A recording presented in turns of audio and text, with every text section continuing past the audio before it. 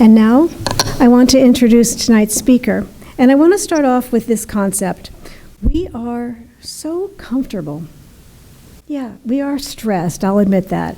But by any standards of history, and compared to most around the world, we are extremely fortunate. Would you agree? So it can sometimes seem that Americans have become like trust fund babies, born into the richness of freedom without having worked for it, ignorant of its preciousness and unstirred to keep it. But that is not the story you will hear tonight. No, tonight we continue our tradition of featuring champions of freedom who have faced profound decisions of personal risk, choosing integrity at great cost. From the athletic world, we've hosted Jennifer Say, former gymnast, former Levi Strauss executive, and Riley Gaines, competitive swimmer, both of who traded comfort to stand for their principles. And we hosted as well a panel moderated by Brett Hamachek of dissidents from 5 countries around the world who know firsthand the nature of socialism, of communism, of living under dictatorship. One might be with us tonight. Is he here? Peter? No. Sometimes it takes those who have lived without liberty to best remind us of what is at stake. And tonight's speaker falls into both of those categories. Our guest was born in Switzerland and raised in Turkey. At 19, Enes Kanter moved to the United States to play basketball here in California, and he set his sights on the NBA. He headed to Kentucky to play college ball, navigating the cultural differences and the language barriers. He, in fact, claims to have had some help from watching some funny pop culture shows. I think he's the only person who learned English from watching what is that show called? The reality show from the East Coast? Jersey Shore. Yeah. I don't hear it in his accent, though. It's interesting. But he did realize his dreams, and he played for the NBA for 11 years, for the Utah Jazz, for the Oklahoma Thunder, the Portland Trail Blazers, New York Nets, and of course the Boston Celtics. But the team he is on now, this team is, I think, the most prestigious. Team Freedom.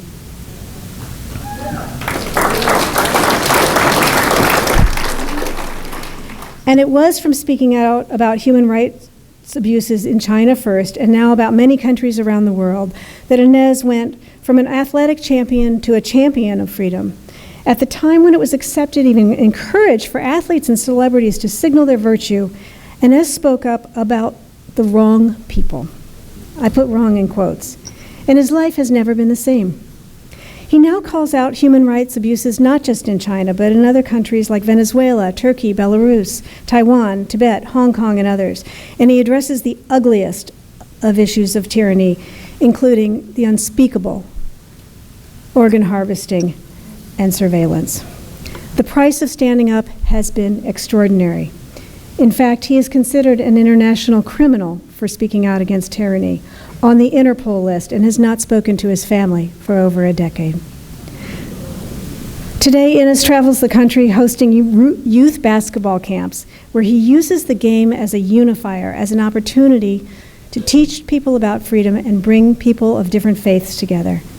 And he has become a U.S. citizen.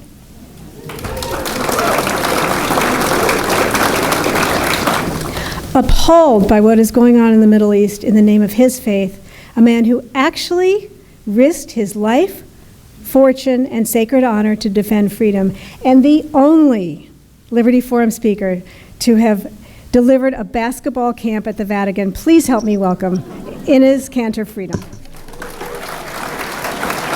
First of all, thank you guys for having me. It's actually very funny because every time I come to San Francisco, it brings back bad memories because I just remember I had to go against Stephen Curry and the Golden State Warriors. Yeah, no, I remember actually it was back in 2016, I was playing for Oklahoma City Thunder, and we were up by 3-1 against Golden State in a playoff series, and they came back and beat us 4-3. So every time I come back here, I just bring the worst memories ever. Anyway, well, the what? Let's change that tonight, exactly. My name is Enes Kanter Freedom. I play 11 years basketball in NBA. Well, the reason I'm here today is because I would like to tell you guys a little bit about my background. Because it's important to understand why I love this country so much and why I changed my last name to Freedom after becoming an American citizen, which was the proudest moment of my whole life. So,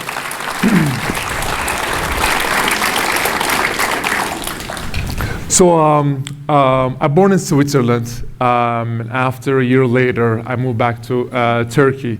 I grew up east side of Turkey, the city called Van, V-A-N.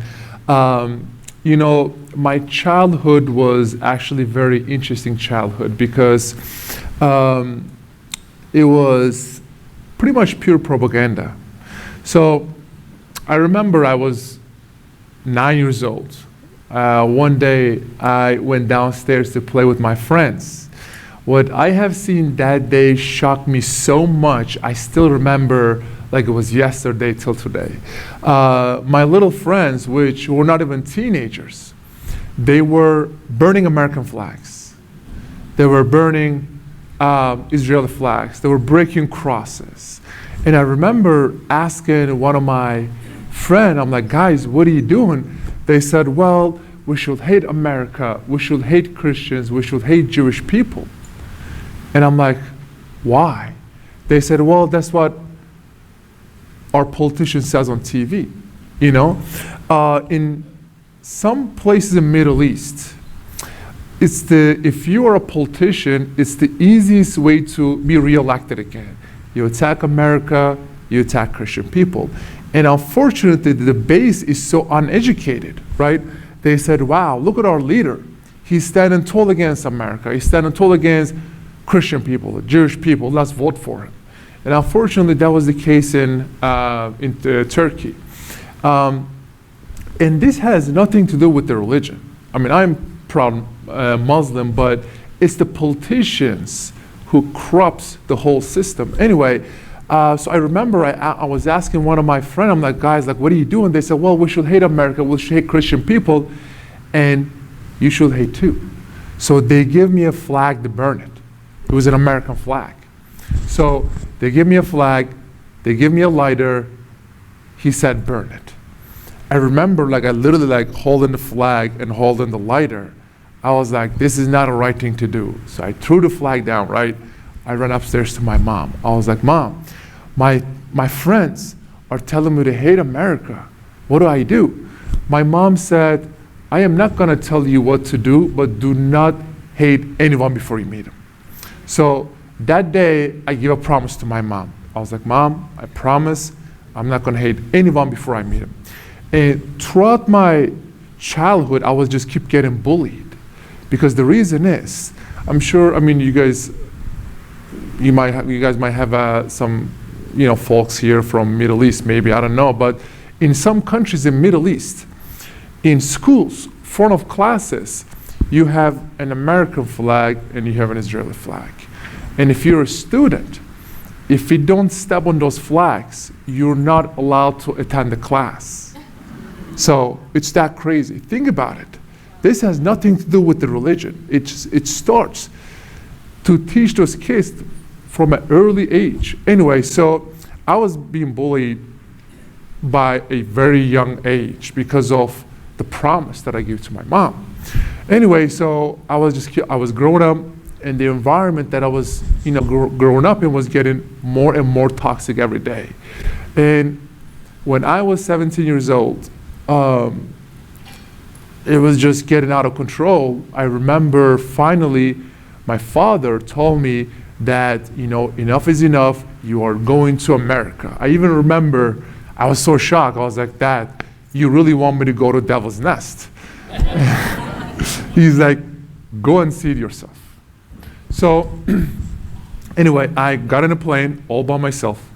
I remember when my plane was about to land, I was just very excited, but at the same time very nervous because I just didn't know what to expect.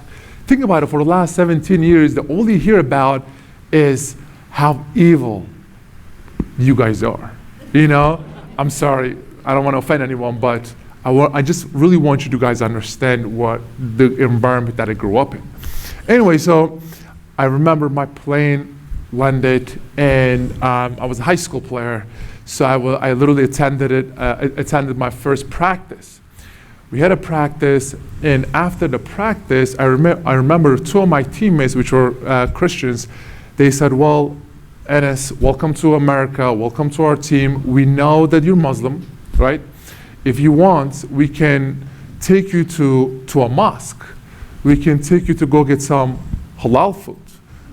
I was like, I turned around, I left the locker room because I just didn't know what they were trying to do. So, and then I remember the promise, I came back, I was like, okay, let's go. They took me to a mosque, they literally waited for me to pray, and then they took me to a halal restaurant. It was so delicious, and so I still remember, you know? And that was the first question that two of my teammates put in my head. They were like, huh, that's interesting. That's not what I been hearing about it back in Turkey. And I want to tell you guys my first Shabbat dinner. It was very interesting. So I met this friend who was a girl, very attractive girl. So me and her became a really good friend, right? And then one day, Thursday, she called me. She's like, listen, we've been friends for a very long time. I know that your family's not here. And I know that we know that you miss home cooked meal. Would you like to come to our home? I was like, sure. I'm free Sunday. I was like, no. I want you to come tomorrow, Friday. I was like, why? They said, well, because that's our special dinner. I was like, what do you mean? They said, well, it's a Shabbat dinner. I was like, what's a Shabbat dinner? They said, well, because if we are Jewish, I hang up the phone. Because the reason is because talking to Christians were fine, but talking to someone who's Jewish, I'm like, oh my God, this is too much. So anyway, I sit down for a very long time, so many hours. I'm like, I cannot believe I just had a conversation with someone who's Jewish. And anyway, and then finally I was like, you know what? I remembered the promise to my mom. I was like, you know what? I'm just gonna call her up. I'm just gonna take my chance. What I have to lose. So I call her up. I was like, listen, I'm gonna come, right? But I just don't want you to think that you're gonna try to convert me or anything. She said, dude, we're just come. We're just gonna enjoy dinner and that's it. So the next day, I'm very nervous. The day before, I remember, before I go to her house, I called one of my friends. I was like, listen, man, I'm gonna go to one of my friend's house. He's like, okay. And I was like, well, she's Jewish. So this guy started to say, are you crazy? You should not do that. I'm sorry, I'm saying that, but they drink blood and they eat babies and you're crazy, right? I was like, listen, man, I have a promise to my mom, I gotta go. So I was like, listen, all I want you to do is, if you don't hear from me for the next 2 hours, call the police. Anyway, so I got in the car, I went to her house, and right before I got into her house, she kissed and she slapped the door. I was like, what are you doing? She's like, well, that's mezuzah, that's our prayer, and it protects us. I was like, oh, we had the same thing. We have the same prayer back in Turkey. Anyway, I went to her house. Her mother actually greeted me with some Turkish delights. They were so nice. They were really kind people. That night was one of the most incredible nights I've ever had. The food was amazing. The culture, they prayed over it just like us. They washed their hands. Some of the things that they do was just really similar to what we do, right? And then I left her house. And I was like, you know what? Thank you so much for having me because you guys literally changed my whole life. When I was going back to my place, I started to get really emotional in the car because there are millions of kids in the Middle East growing up anti-Semitic, anti-West, anti-American, just because of those hate speeches coming from those politicians, right? So. And I got drafted. I went to University of Kentucky, played there for 1 year. Then I got drafted by Utah Jazz. My mom was super happy because, I mean, there is pretty much like nothing going on in Utah. No parties, no nightclubs. just very, very spiritual Mormons with very cool people. They knocked my door so many times. We had many cool conversations and stuff. But I played there 3.5 years. My first 2 years in the league, it was just, all I cared about was just playing basketball and having fun with my teammates. You know, it was just a very, we just said we have an NBA player here. Who was an NBA player? My man right here. I mean, you know, like if you're a rookie, you are, you know, playing NBA for the first time, like you just want to have fun, you know? So I was just like having fun with my teammates. We were just winning. We made the playoffs and stuff. And in my third year, there was this big corruption scandal happening in Turkey. President Erdogan, the Turkish president, I'll call him a dictator, but President Erdogan and his family members were involved in it. And I was following the news and stuff, right? After he got caught, he was going around and putting innocent people in jail. He was putting police, he was putting prosecutors, he was putting journalists in jail, and he was shutting down media outlets. So I was like, I don't care who you are, but if you are fighting against free media, I'm gonna say something. So that was the first time I actually put a tweet out there, and to talk about, like, you know, free speech, free media. And because of the NBA platform, it became a huge conversation in the United States, in the Middle East, and in Turkey. And I was like, even one simple tweet can affect this much. From now on, I'm gonna start pay attention about what's happening in my country. So I started to study. I remember, like, my teammates, we used to go out, go to bars, go to clubs. I used to go back to, you know, my hotel. I started to study about the relationship between America and Turkey, the things that are happening in the Middle East and stuff. The more I studied, the more I realized, I was like, wow, I need to use my platform to speak up. The more I started to get, I mean, Turkey is a very important ally because it's a NATO ally, you know. The things that were happening in Turkey affected all the other countries around Turkey. So the more I studied, the more big, you know, channels, newspapers, media that started to give me a platform, and I was just speaking out about all the human rights violations and political prisoners in Turkey. That really bothered the Turkish government. So first, they fired my dad. My dad was a professor. He was a scientist. Was one of the biggest, most successful scientists in Turkey. First, they fired him, right? And then second, my sister went to medical school for 6 years. Till this day, she still cannot find a job. I think the saddest one was my little brother, because he wanted to be like his big brother, play basketball and NBA and stuff. But he was getting kicked out of every team in Turkey because of the same last name. So my family was getting affected so much, they had to put a statement out there and said, actually the letter is still out there on Google. They said, we are disowning Enes publicly. So the Turkish government didn't believe that. They sent police to my house in Turkey, and they raided the whole house. And they took every electronics away. Phones, computers, laptops, iPads, because they wanted to see if I am still in contact with my family or not. So they couldn't find no evidence, right? But they still took my dad in jail for a while. But luckily, we put so much pressure from here with politicians, with media, with, you know, some of, like, you know, even some of the players tweet about it. So they had so much, we put so much pressure, they had to let him go. After he got out, I had a conversation with my brother. So if you're in Turkish jails, right? If you're someone who is not high profile, they will torture you. But if you're someone who is very high profile, they will give you chemicals, right? They will mess with your brain. So when my dad got out, I asked my brother, like, how is he doing?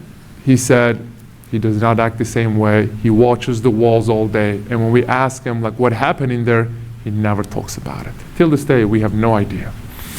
So after that, the things actually got started to get really, really ugly. They revoked my passport.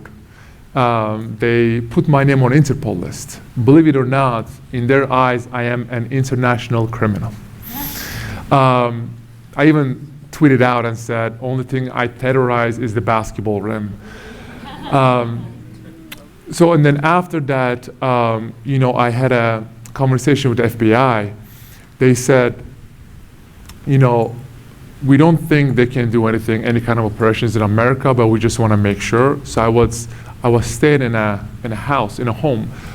They said, we want you to move to a hotel room.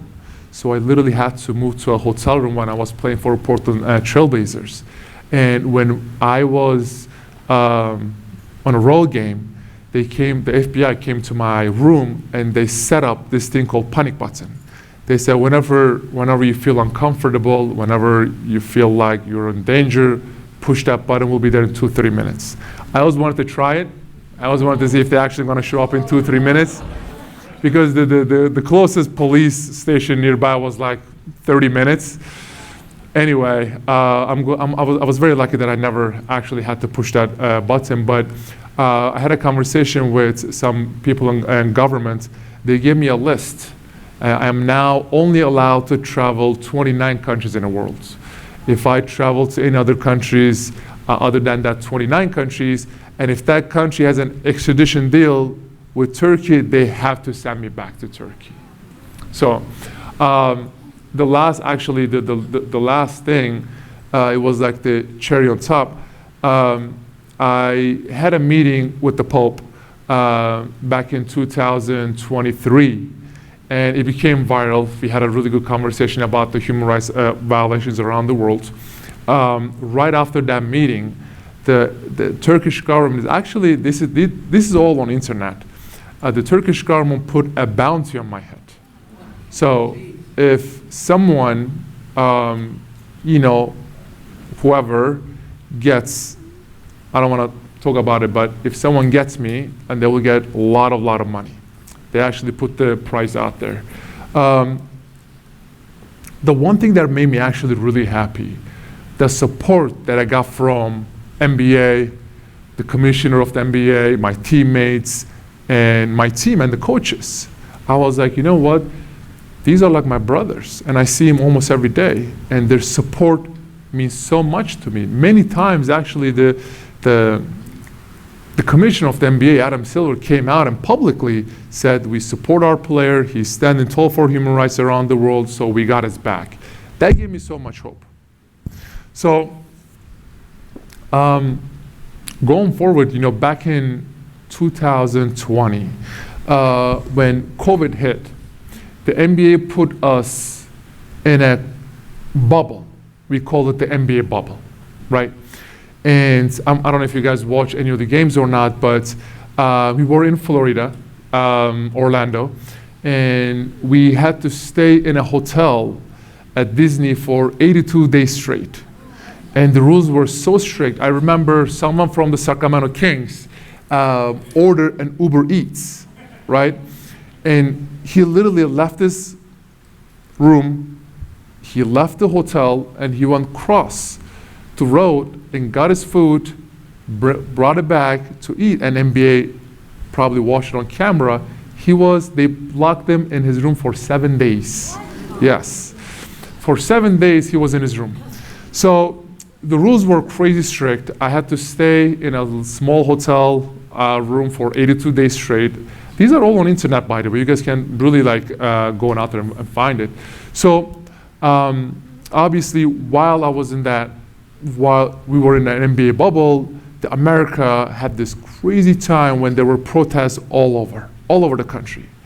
And I was just, as an immigrant, as someone who came from a different country, I was just trying to learn, So many of my teammates were just talking about, oh my God, we have this problem, we have that problem, all that stuff, right?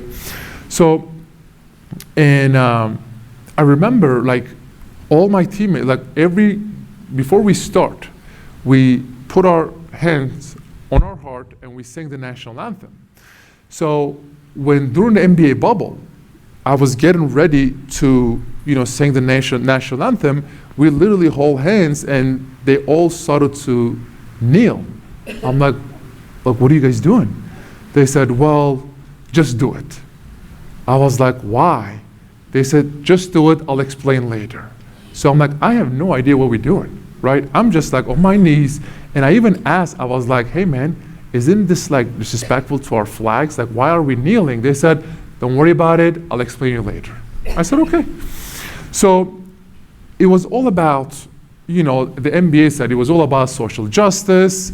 Even the NBA, even all the coaches and everyone said, listen, we're not here to play basketball. We are here to talk about the problems that are happening in America. We are here to talk about what's wrong with this country. And I was just, as an immigrant, I was just trying to learn. I was just literally trying to ask questions to all my teammates. I'm like, guys, what are we doing here? Anyway, so I used to remember, I remember all my teammates, they had shoes, and they used to put on their shoes like Black Lives Matter, Breonna Taylor, I Can't Breathe, George Floyd, and I was like, they were trying to explain to me what those words meant. And we had phrases behind our jersey, right? I put freedom, but it was all controlled by the NBA. So if I wanted to put stand with Hong Kong, right? We are not allowed to put that. We were only allowed to put only 20 words that NBA selected. Anyway, so going forward, literally a year later, I'm doing a basketball camp in New York. And after the basketball camp, we got together with the kids. We were just talking, we were taking pictures, I was answering questions. I remember I took a picture with this kid, and his parent called me out in front of everybody. He said, how can you call yourself a human rights activist when your Muslim brothers and sisters are getting tortured and raped every day in concentration camp in China? I froze. I literally turned around to that parent. I was like, I promise I'm gonna get back to you. So that day I canceled everything. I went back to my hotel. I started to study. What's an Uyghur? What's a Tibetan? What's happening in Hong Kong? What's going on in Taiwan, right? What's going on with Mongolians, Falun Gongs? The more I studied, the more I realized, wow, there's so much pain out there, and I gotta do something about it. So I wanted to do it in a very unique way, because I really wanted to inspire all the sports fans out there, especially the kids. I remember I grew up as a Lakers fan, someone who played in Celtics. I know it sounds a little weird, but I grew up as obviously Kobe Bryant fan. I watched Shaq. I watched them two dominate the whole NBA and stuff. It was very fun to watch. But I remember when I was a kid, the first time, whenever I watched an NBA games, the first thing I was looking at was their shoes. What brand, what color, what's the design, and the next day I was waking up and telling my dad, please buy those shoes for me, So I wanted to bring awareness about all the human rights violations in China. I was like, well, I can go out there and tweet about it like I did in Turkey. I could go out there and give an interview or just try to bring awareness. But I was like, you know what I care about is just trying to inspire as many kids as I can. So I came up with this crazy idea.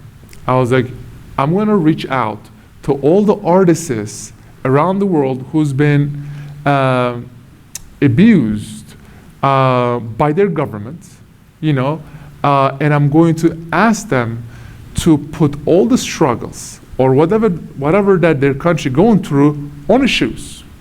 And I'm gonna go out there and play basketball. My first topic, so I was playing for Boston Celtics. Our first game was against New York Knicks. It was an opening night for the Knicks. It was at Madison Square Garden. Every celebrity you can think of was at that game. It was nationally televised. I was like, this is a perfect game to do it. And my first game was Tibet, free Tibet, right? So I came out with this amazing art. I put free Tibet on my shoes. I went out there, I started to warm up. And I remember 1 minute, we sang the national anthem, and 1 minute before the game starts, we are still in a huddle. The game hasn't started yet. Two gentlemen from the NBA came up to me and said, listen, man, take your shoes off. I was like, excuse me? They said, your shoes has been getting so much attention internationally, you gotta take them off. The game hasn't started yet, by the way. I wore the shoes in warm up. So the game hasn't started yet. So I was like, am I breaking any rules? They said, no. They said, no, why am I taking my shoes off? They said, well, because it's gonna cost us millions of dollars. So for me, it was the perfect moment for me because I was just getting ready for my citizenship test, right? So at that moment, I closed my eyes, I was like, okay, we have 27 amendments, and my first amendment is freedom of speech, right?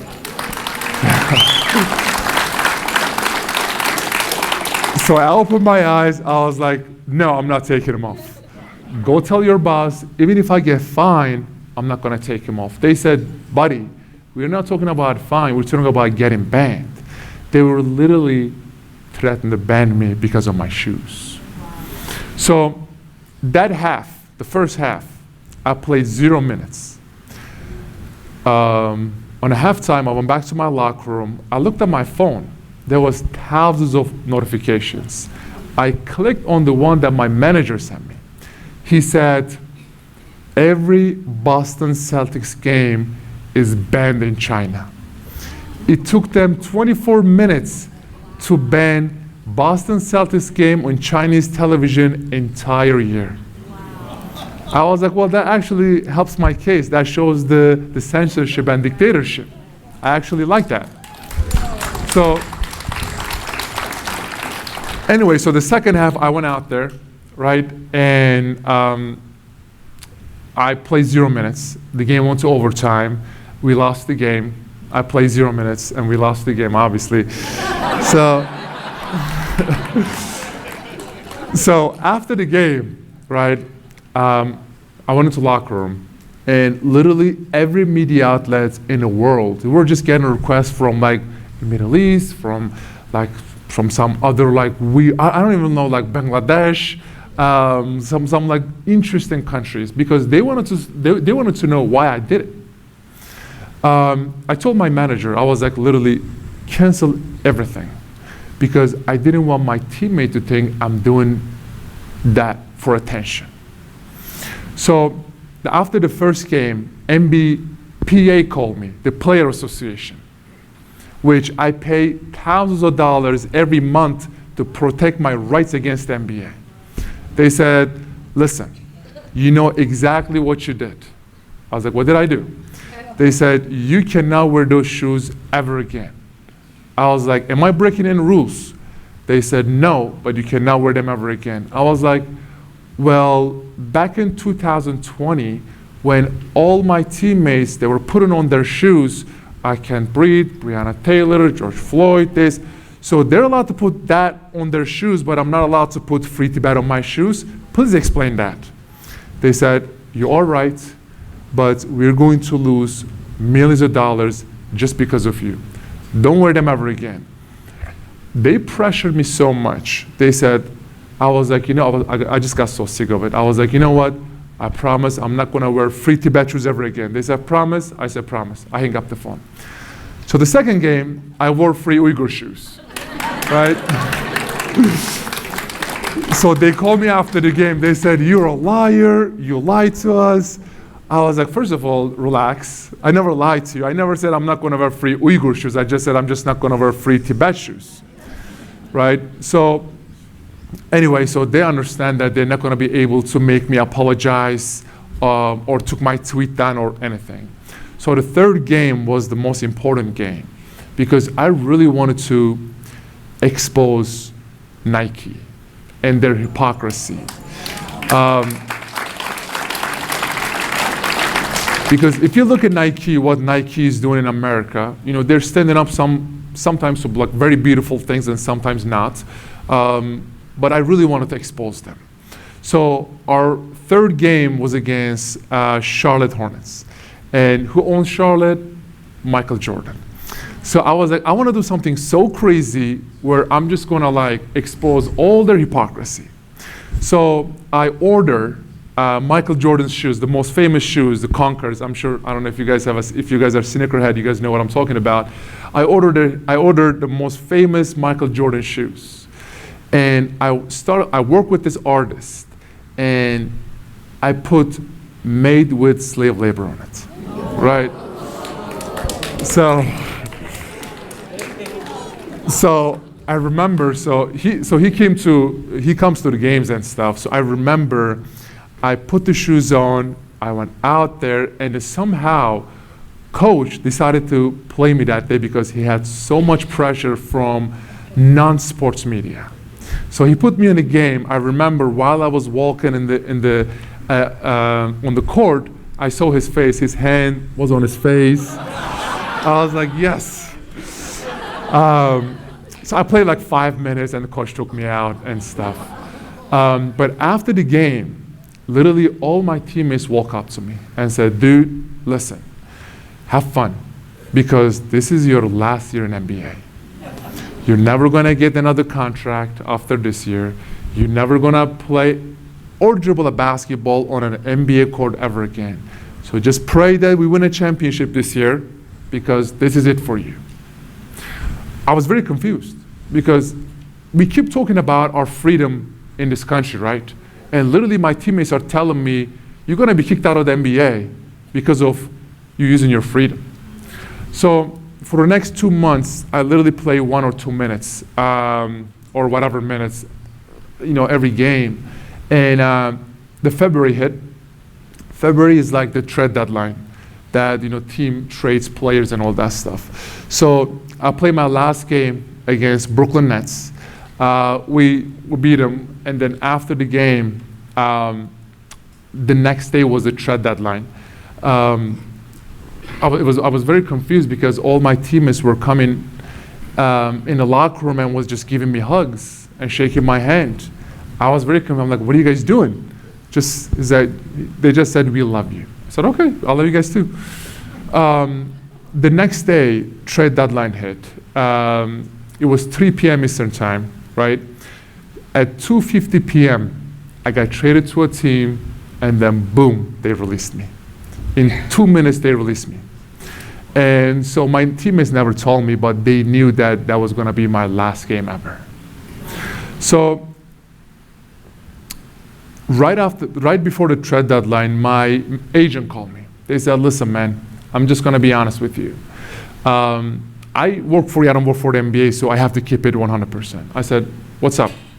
He said, if you say another word about China, especially Nike, you're 29 years old, you could play pretty much another 6-7 years in the league. You're not only throwing away your career, but you're literally throwing away between $45 to $50 million. If you want to keep going, go ahead. I hang up the phone and never talk to him again. When I started to talk about the problems that are happening in China, it was the perfect moment because it was right before 2022 Beijing Olympics, the Winter Olympics. So forget about my teammates. I literally try to reach out to all these professional athletes out there. NFL, MLB, NHL. I even try to reach out to WWE. Olympians, so many other athletes. I was like, listen, this is a non-political issue. I don't care if you support whoever you support, whichever party you vote for. This is non-political. They said, listen, man, I think what you're doing is so amazing, so inspirational, but we cannot support you out loud. I was like, why? They said, well, we have shoe deals, we have endorsement deals, we have jersey sales, we want to get another contract. I asked them one simple question. I was like, put yourself in their shoes. If your mother, if your sister, if your daughter was in those concentration camps getting tortured and raped every day, would you still pick money over your morals, values, principles? Yeah. They usually turn around and leave the room. They literally turn around and leave the room. So after I got, released by the NBA, I was literally just waiting for one text message. I was like, good luck with whatever coming to your way next. Just one text message from my teammates. I call them my brothers, right? I waited for 2 weeks. No text message, no calls. Because they were so afraid that if I ever do an interview and if I said, this player supported me, that player got my back, they will be in trouble too. So no text message from any of my teammates. And that actually broke my heart because I literally thought we were family. I really thought we were like brothers. I was wrong. And then, in 2022, I was like, you know what? I haven't seen my family 11 years. I lost my career. I lost my about $50 million while right. I was like, I gotta do something. I need to, if NBA or my teammates or whoever is not helping me, let me just go to DC. So I know a lot of, Democrat senators. So I had a conversation with them. I messaged them like, listen, I'm coming to DC, can we sit down and meet? They said, yeah, sure, come. I sit down and had a conversation with them. I was like, listen, I would like to meet with President Biden, right? To have a conversation with him. To have a conversation with him about my family, MBA, and what happened to me. What he said that day just shattered my heart. He said, listen, of course, first of all, I asked him this question, do you think President Biden knows my story? And he said, absolutely, yes. I was like, well, I would like to meet with him or someone from his cabinet. They said, well, unfortunately, they're not going to meet with you. I was like, why? They said, well, Turkey is a very important ally to us. And him meeting with you is pretty much telling Erdogan, screw you, So for that reason, he's not going to meet with you. So I remember asking that senator, I was like, Senator, so you're telling me the most powerful man in the world is scared to meet with a 29-year-old American citizen? He said, yes. I cannot say yes, but I am saying yes. So I was like, well, this is a very lonely road. Like, think about this. No family, now no job, no teammates, like literally nothing. And when I came to America for the first time, and the first thing you think about, if you don't live in America, the first thing you think about America, you think about freedom, right? And we keep bragging how lucky we are, how blessed we are to have this freedom. But I was having a hearing in DC, and when all this, they were asking me questions about China, Turkey, foreign policy, this and that, right? I stopped them for a second. I was like, I just have one question for you. How can the biggest dictatorship in the world can control 100% American-made organization like the NBA and fire a US citizen? Explain it to me. No answer. They said, we would like to go to our next question. I said, exactly. That's what I thought. But looking back, I could just literally proudly say this. I'm still very thankful for America and for Americans, because I know a lot of things happen. Sometimes I was happy, sometimes I was very sad, but I could just say this. America gave me a home. America, I remember when I got my citizenship and became a citizen back in 2021. So we have a process. I'm sure you guys know, you get your green card, you wait 5 years, you become an American citizen. So after I got my green card, I was doing this big show. I think it was like Good Morning America. I'm sitting with the host. They said, well, I'm so happy that I got my green card, and now I'm going to wait for 5 years. I'm going to become a citizen. I'm so excited. The lady is like, if you marry an American woman, it's only 3 years. I was like, oh, that's interesting. That's all I said. I promise you, the next hour, I have hundreds of messages from like, oh my God, you guys don't, not only from girls, both sides. Anyway, I don't want to get into it. I was getting so many pictures, crazy pictures. People were taking pictures of their home. This is where you will live. It was just it was very cute. You know, it was very, very generous, very nice. I had so much invitation for every Christmas now, every Thanksgiving, every Christmas, I go to an American home and I celebrated with Americans, you know. It was just very, very touchy. So anyway, so I'm very thankful for America because America and Americans gave me a home, gave me a big family. I know it's a very lonely road. I know it's, you know, it's hard to not being able to see your family, 11 years. It's hard to lose your job, hard to lose, millions of dollars, whatever. But looking now, you know, like when I look at this room, right, I always remember, used to wake up middle of the night and I used to pray. I was like, God, please let me see my mom and dad one last time.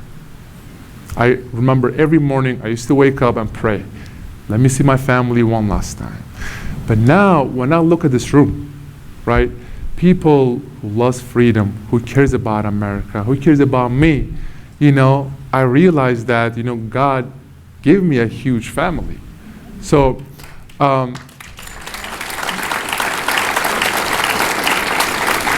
anyway, I don't want to get emotional, but I just want to say thank you guys. Like, this is, like, you being here, supporting me, supporting freedom, supporting America, caring about something bigger than yourself, it means a lot to me. So, thank you guys for having me. I appreciate that. I hope I can, you know, celebrate Thanksgiving or Christmas with you guys one day. So, thank you. I appreciate it.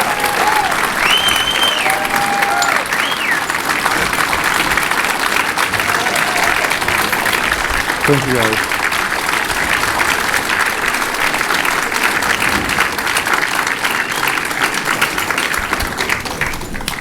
Talking about family, you have a younger brother who also excels at basketball, right? Yep. So I want to ask you one good question. Do you have good genes? I love it. I love it. Yes, we do. Well, we're kind of wearing the jeans now, but yes, I do. I have very good genes. Very tall genes. All right, well, actually, the first question I really want to ask you is, you became an American citizen in November of 2021 when we were in the middle of craziness. Yep. Mandates, masks, just absolute madness, right? So what was it like? How did you reconcile about the irony of moving towards freedom in our country as we became so under the thumb of a very heavy-handed government? And by the way, we have this lovely camera right in front of you, and I know you're so polite. This guy is such a gentleman, my goodness. The tendency is to look at me, but if you look in the camera, I think you'll be happier with the video. Oh, or look straight ahead anyway. You don't have to look at her, but if you're looking out to the people, there's a guy in the back with the camera too. So to answer to that, you know, actually around that time, we were in MBA, and obviously, we had so many meetings with the MBA, and they said, listen, there are so many young people are looking up to you, so wherever you go, you have to talk about the importance of vaccine, you have to talk about the importance of the mask mandates and all that stuff. And you know, we were not educated at all, and we were shocked, right? And they said, well, if you get COVID, you're gonna miss this many games, you're not allowed to be here, you're gonna be out of shape. So I remember sitting down in the locker room and all my teammates were like, oh my God, this is like the most deadliest, this is like the most craziest virus ever. So we all, well, not all, like many of them got vaccinated, we were all wearing masks, and we were just thinking that like, this is the end, right? And then the courageous people, the brave people started to come up and like, well, you know, we have freedom. If you want to get vaccinated, sure, that's up to you. But if you don't want to get vaccinated, no one can force you to get vaccinated. So like, we were like, I remember we were sitting down in a locker room with my teammates and like, what do we do? You know, we were literally like, NBA has been telling us to do this and that. They were literally giving us orders. And they said, you know what, enough is enough. We're not going to do this anymore. Even if we have to miss out on games, just then whatever, you know? But it was just a very crazy time, and NBA is just, Anyway, all they care about is money. All they care about is business. You know, when it comes to things that are happening in America, as you guys know, that they're the first one that goes out there and say, we got to do this and we got to do that. But then, you know, they're bowing down to all the dictatorships out there because of the money and business. It just doesn't really make sense. Anyway, it was a very, very crazy time for NBA players too, for sure. Very, very crazy. So I want to just jump into the questions and get to as many audience questions as we can. And one of them is about Turkey. Turkey, well, the question is basically, should Turkey be in NATO? Very, very good question. So Turkey is a very important ally. We have an American air base over there, Incirlik. I'm sure you guys know about it and stuff. But when you look at Turkey, I don't want to just say Turkey, I want to say Erdogan, right? Erdogan has been causing so much trouble in Middle East. Like, these are all on internet. You guys can literally go and look at it. Erdogan is the one leader that helps so many terrorist organizations out there. Erdogan weaponizes ISIS. Erdogan literally gives passports to Hamas leaders so they can go in and out of European countries. Erdogan threatens whole Europe, and they said, if you don't listen what I have to say, I'm going to let 10 million Syrian refugees go to Europe. And no country wants that, you know? So at the same time, Erdogan goes out there and shakes hands with these dictatorships, like Iran, for example, right? And this is the question, should Turkey still be a NATO ally? Well, it doesn't act like a NATO ally. So I'm just very confused, but I think, you know, now that I'm hoping that, you know, that now the President Trump in office, he's going to be way tougher on Erdogan and tougher on Turkey. That's the only thing I'm hoping for. So. I'm going to stay on Turkey for a minute because there are questions, frankly, about your family. And by the way, Christmas invitations are coming in. So. Hey, I'll take it. Isn't that beautiful? I'll take it. So nice. Well, one of the questions from the audience is, can you bring your family here? Are they allowed to leave? Good question. So we've been trying to bring him for a very long time. Unfortunately not, because they pretty much like keeping them as hostages. So the only connection that I have with my family right now, my brother, he plays basketball and he comes to America, and he's going to play in Korea next year. So I only have conversations with my brother, and like he sends me a picture of my mother and my father and my sister over there. I mean, it breaks my heart because, I mean, you see that now, like, they're getting old, they started to get sick, they started to, like, you know, they can barely, like, I can barely, like, promise you, if my brother doesn't send me any pictures, I can barely remember their even faces, you know? So we've been trying to bring him over here for a very long time, but unfortunately, they're not letting him go. It's really hard to imagine the price that you have paid. It's just, I know that the audience here shares my heartbreak hearing this. It's a staggering price. Are you still a Turkish citizen, and do you have dual citizenship? So I thought that Turkey canceled my citizenship, but we just learned last year that they didn't, because if they did, that extradition deal won't work. So they're still keeping that Turkish citizenship. But I don't even know, I mean, my Turkish passport has been, you know, revoked, and I don't even know if still I am or not. But my name's on Interpol list, so I believe I am still a Turkish citizen, but wherever I travel, I use my American passport. And you said you can't, there are 29 countries you can travel to, Yep. but the rest you're not able to. So that's the other cool thing. Like, if a country has an extradition deal with Turkey, then, I mean, they have to send me to that country. So you could change planes in one of those countries and be swept away. I even make sure, so like Europe is fine, but when you go to other side, right, I always need to make sure that when my flight goes, so they won't, how am I going to explain it? So they won't go over the countries that I'm fighting against. Because Belarus did that. They call the plane, if you get into their airspace, they call the plane and they say, there's a bomb in a plane. They bring the plane down, They arrest the guy. They said, well, sorry, we couldn't find any bomb. Keep going. So even when I fly, I got to make sure that my flight won't fly over the countries that I'm fighting against. Yeah.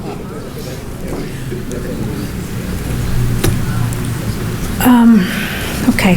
So you say that you talk a lot about the atrocities in China, and we haven't really gotten into them. They're so truly ugly. But you say that they're preparing and pursuing a war against us on many fronts, and we need to prepare for it. What do you think that's going to look like? So if you look at what China doing to America, actually, like they know they're not strong enough to invade America from the outside, but they are trying from the inside. How? By taking over Wall Street, Congress, local Congress, academias, big tech, and TikTok was one of them before President Trump got in office. And they've been really trying to, invade America from the inside. But we gotta wake up before it's too late, Farmland is the other one.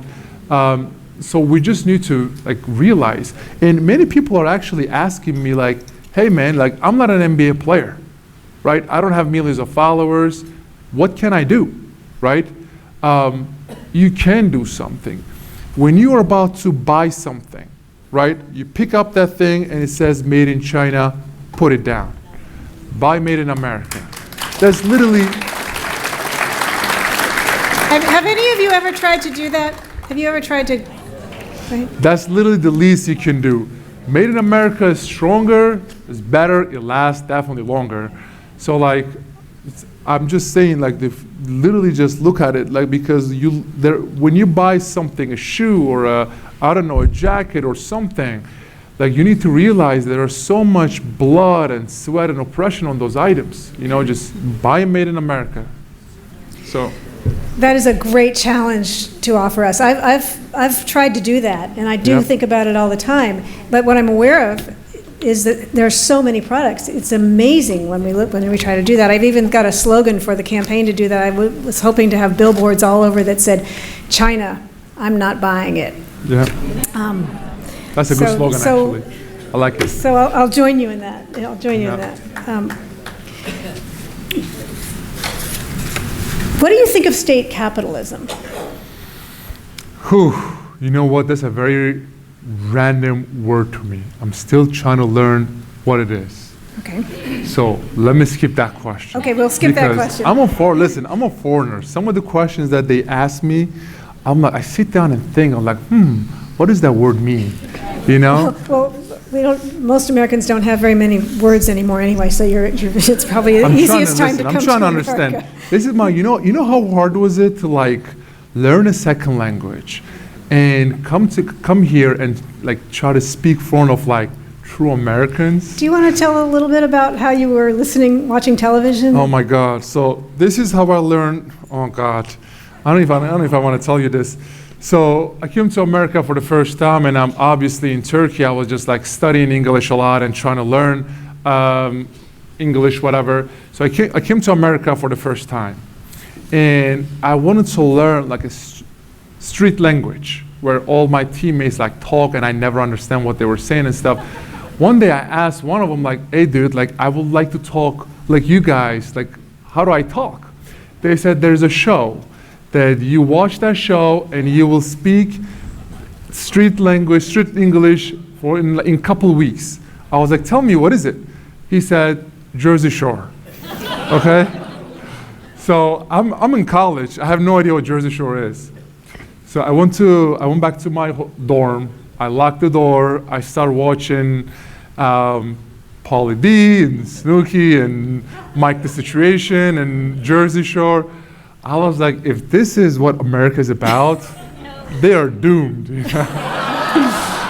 So, but from that day, obviously, being an MBA, I pretty much I was I had a lot of tutors. I was trying to understand English and stuff. But once I was done with MBA, to come in front of you guys and try to speak non-sports talk is always always a hard thing for me. But you guys are making it easy for me, so I appreciate that.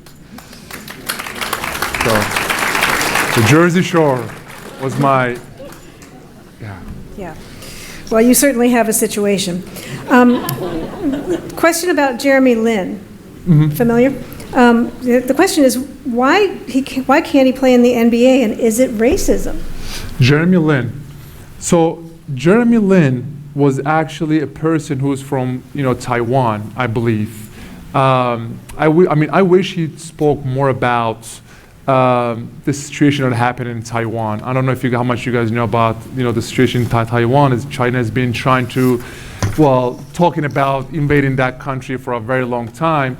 And Jeremy is then from there. I actually had I called him out once. I'm like, listen, dude, like you're from Taiwan and you got to speak up and stuff. But he's a good player. He's a really good player, and I'm sure everyone in the audience heard about Linsanity when he played for the Knicks and stuff. But I think he's a good player. But I think he got hurt. He tore his ACL or something, and now he's been out for a very long time. But I think he's good enough to play in NBA.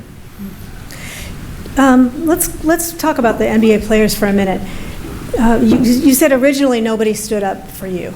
Was there some behind the scenes, or is there now any reaching out to you? And do you see a time when the NBA could actually be filled with people who cherish freedom? I think so. I think there are a couple players that really, I kind of want to say, controls the NBA. Like players like LeBron James, right?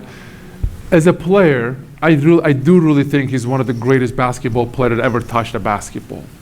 But what he's doing off the court, right? All the players are pretty much like afraid to speak up.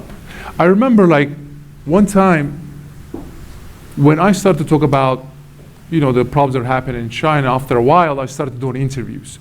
So I was doing CNN, I was doing Fox, I was doing Newsmax, I was doing MSNBC, because I was like, this message is like, I don't care which side you have to care about human rights. So I remember my first day, I attended CNN, I came back, and all my teammates were like, dude, good job, keep doing what you're doing, we got your back. Literally the same interview, the next day, I did it with Fox. I walked in a locker room, and everyone was just giving me this dirty looks. I'm like, what did I do? They said, well, we watched your interview. I said, okay. Okay, so? It's like, well, did you listen? He's like, no, it was on mute. But I'm like, then why are you guys mad? They said, well, because of the show that you attended. It was Laura Ingraham. So I was like, but my message was the same. My message didn't change. It's like, we don't care. They said, we don't care. It's just the channel. You're not allowed to attend that channel and then come and try to be our friend. Think about that next time you buy a basketball ticket, would you? Yeah, one of my assistant coach, literally I walked on the court, came up to me and literally whispered in my ear, is like, dude, we watched you last night, me and my family, we're proud of you, keep doing what you're doing. I was like, why are you whispering? They said, well, if my teammates learn that I watch Fox, then I will be the bad guy going forward. I was very confused, right? I was like, we keep talking about our freedom, we keep talking about this and that, and like, I'm getting dirty looks because of the show that I'm attending and the message that didn't change. It's human rights. And that's what they call tolerance, right? Yeah, right. I mean, I was lost, and like players like LeBron James, right? I keep calling him out because he is the face of the league, and when it comes to problems that are happening in America, I'm sure you guys know that he was the first person that came out and said this and that, all that stuff. But everybody knows that he signed a lifetime contract with Nike, $1 billion. And when people ask him about the situation in China, he said, well, I'm not educated enough. I'll tell you someone even more crazier. When the situation were happening in Turkey, I became really good friends with Colin Kaepernick. So this dude was helping me so much. We were getting together. He was having conversation with me. He was giving me ideas. This guy used to send me gifts once a month. I still have his jersey somewhere in my house. The day I started to criticize Nike, I never heard from him ever again. Like literally never heard from him ever again. I texted him so many times. I'm like, dude, I thought we were friends. No answer, you know? And it just shows that like money and business, morals, values, and principles, you know, which one is gonna be heavier? I think that one hurt me the most, you know, because because he literally helped me a lot when the topic was Turkey. But as soon as I criticize a thing that is making a lot of profit out of, never heard from him ever again. So. Oh, it's just so tragic and so painful on a personal level. What do you think about the CCP's influence in American politics from your perspective? We just found out, I think that the woman is running for governor of Virginia, I think it is. She's a former CIA person. She took $50,000 from the president of a company who's very deeply tied to the CCP. What's your sense of the reality of that for us? I mean, let me just tell you this first. I mean, before President Trump got in office, right? I was going crazy because of TikTok. Do you guys remember there was like this one spy balloon on our head? Yeah. And everybody was going crazy, one or two? Think about this, we have 160 spy apps in our phone and no one talks about it. It listens to our conversations, it listens to what we say, and we never talk about it. The influence is really big. And because whenever I had so many friends in DC, like my teammates, I had so many Democrat senator friends, congressmen, and many other friends. Like I said again, when I started to criticize CCP, I promise you, now when I text half of my phone, the people who works at DC, no one returns my calls. When the conversation was about Turkey or another country, they said, well, Enes is representing America, Enes is representing freedom, you know, he is representing free speech, keep doing what you're doing. But when the conversation was CCP, I never heard from him ever again. It blows my mind because it's literally the biggest dictatorship in the world and they know how much it's hurting America. And somehow they're still bowing down. Next question is, have you approached the Trump administration? I did. After President Trump got elected, literally 5 or 6 days later, I went to Mar-a-Lago, have a conversation not only with him, but people from his cabinet. Before I got here, actually, I was texting with RFK Jr., really good friend, by the way. And we had a really good conversation, actually, not only with President Trump. Actually, our video is still out there on the internet. Not only with him, but for people from his cabinet. And listen, they told me, they said, listen, keep doing what you're doing, because no one can stand against your message, because your message is non-political. Your message is human rights. So even if you're from far right, far left, whoever you are, they have to care about your message. They said, keep doing what you're doing. Don't get into politics yet. This is too early. But they said, eventually, you should run for an office. I was like, sure, why not? And do you want to say something about that now? So. And by the way, while he says that, there's a fishbowl in the back with all of your names in it for a drawing. If somebody could bring that to the back of the stage, I'd appreciate it. So America has this crazy, crazy rule that I hate. After you become a citizen, you have to wait 7 years to run for an office, 9 years to become a senator, and 10 years to become a governor. So I became a citizen in 2021, so I gotta wait 7 years. So in 2028, I think I'm gonna start my campaign. In 2030, I can be in office. Yeah. So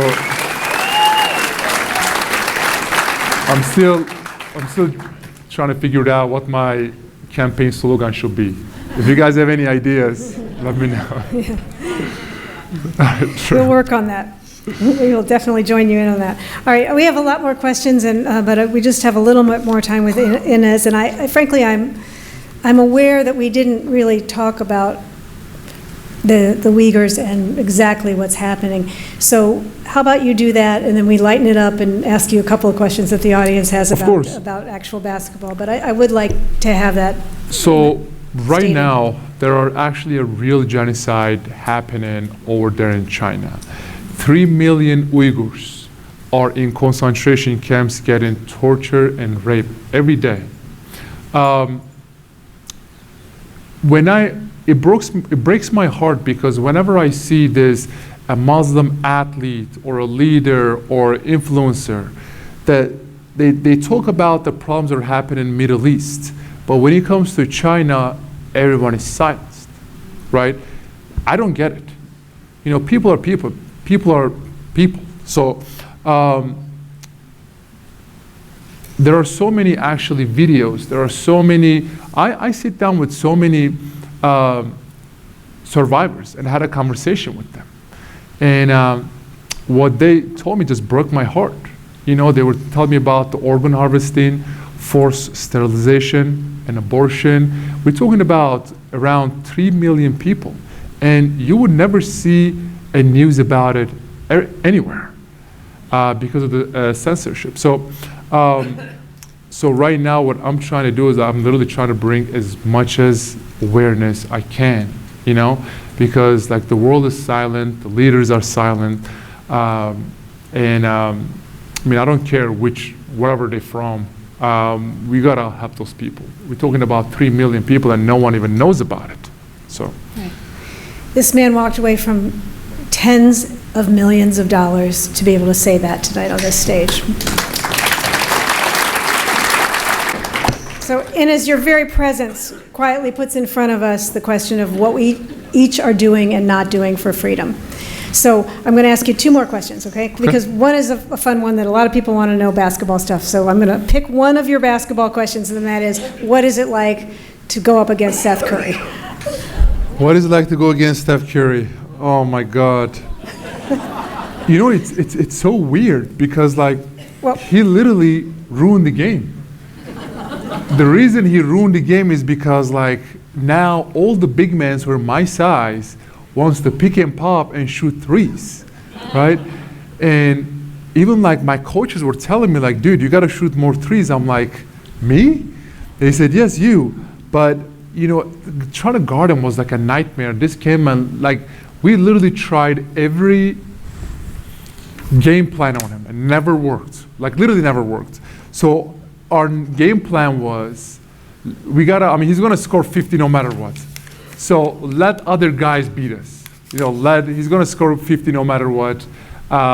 It's a God's gift. That's all I can say. I mean, that's not something, obviously he's one of the most hardworking guys in NBA, but that's not something that you get from just working hard. He's just very, very talented. He's a God's gift, and I do think that he is the best shooter of all time, period. Okay. So. That's right. I kind of pictured you playing horse with the Pope, but I guess that didn't happen. No, it did not happen. Okay.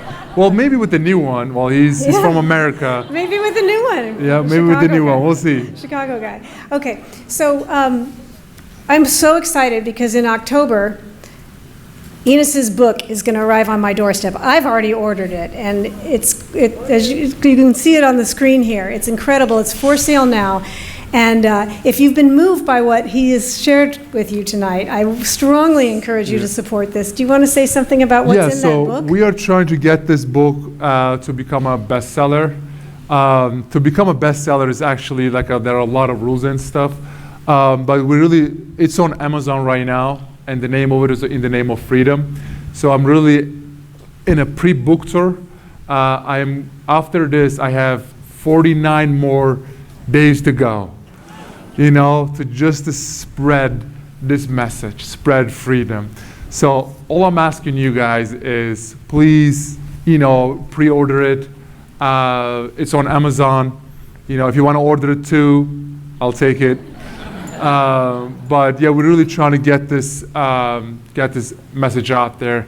At the same time, after this book comes out, we are going to do another book tour where I'm going to have basketball camps with. So the other part of my work is I go around the world and I bring kids from different backgrounds, different religions, different cultures, and I believe the basketball sports is a universal message and can bring people together. I'll give you guys we have time, right? I'll give you guys one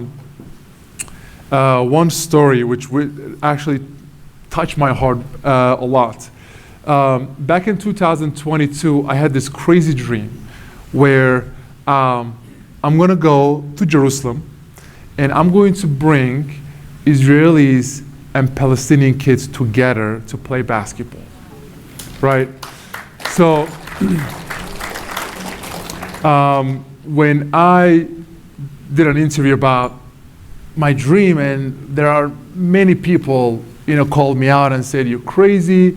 They're not going to play basketball. They're going to fight. This is not possible." I was like, you know what? I'm taking a chance.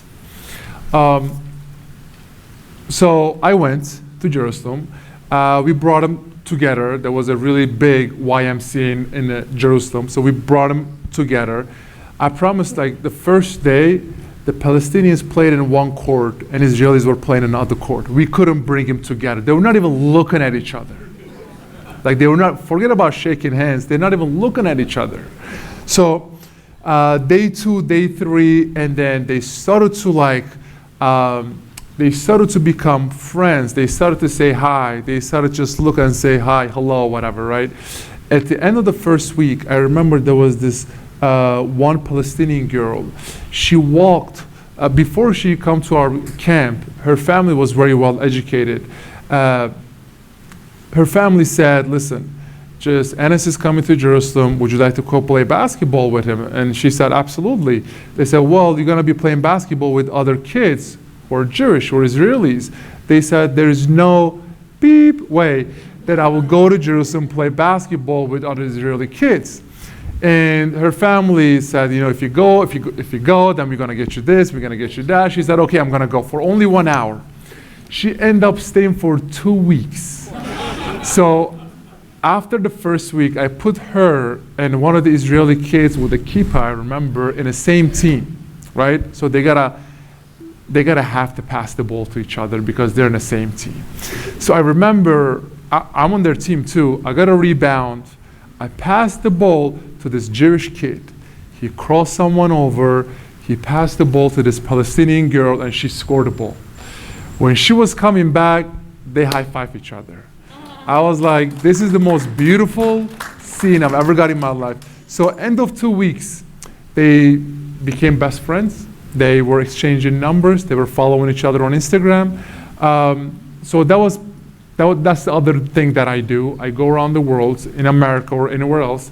I try to bring Muslims, Christians, and Jewish kids together to play basketball. And before or after the basketball, we have these uncomfortable conversations with them. And obviously they ask a lot of questions. And we try to answer them as much as we can, but it's been an amazing, amazing journey to see how much they found similar things other than, differences. So yeah, so if you guys, so please, it's on Amazon, please pre-order it. So maybe I can come back here and we can do a basketball camp here. I would love that.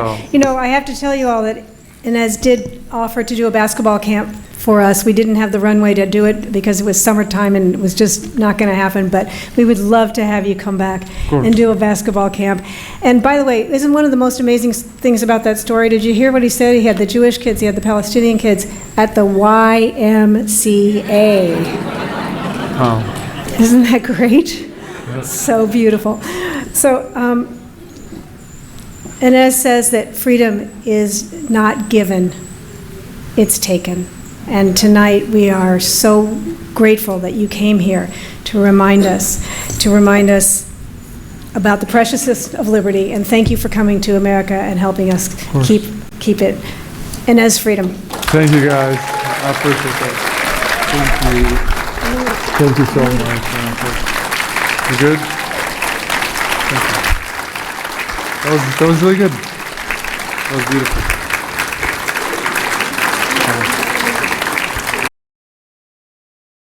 Thank you for watching our presentation. Please like and subscribe to our channel to get updates on new speakers, and consider joining the Liberty Forum of Silicon Valley. You can do so at our website. If you don't want to join, but want to support the principles of American liberty, you can make a tax-deductible donation via our website. The links are in the description. Thank you again, and stay free.